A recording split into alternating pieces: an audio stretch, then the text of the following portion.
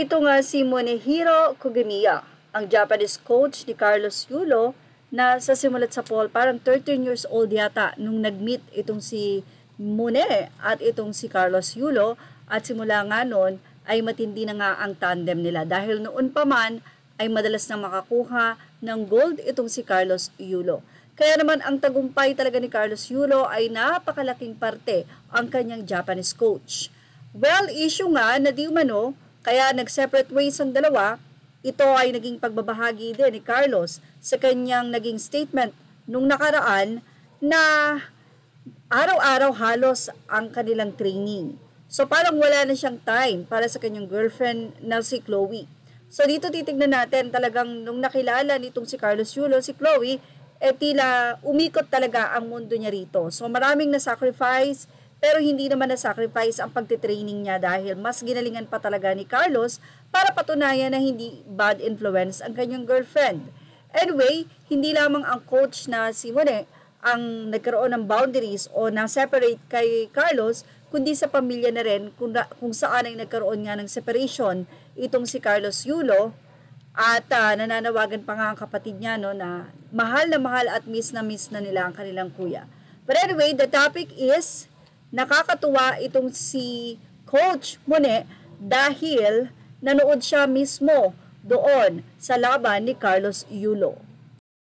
Walang issue, naghiwalay man ang dalawa pero nandoon ang full support ni Mone para sa kanyang estudyante na si Carlos Yulo.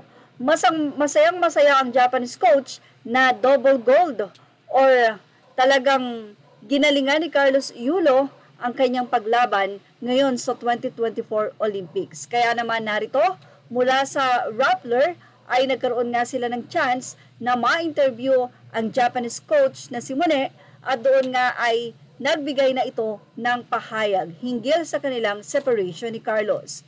Former Japanese coach proudly watches from Paris game sidelines.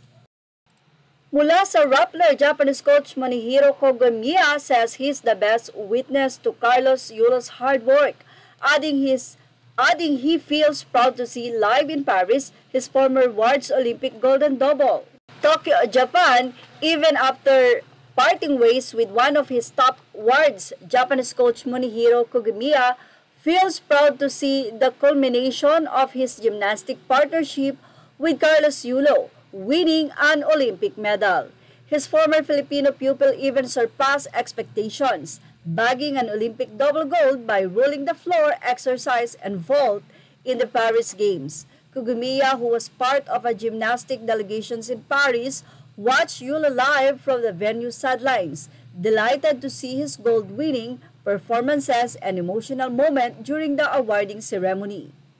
Ayon din kay former coach Mone, ninais niya na i-congratulate mismo ng personal itong si Carlos, kaso parang wala nang chance. So yan ang ating Showbiz Top Update. Images are all credit to the rightful owners. Thank you for watching Showbiz Now.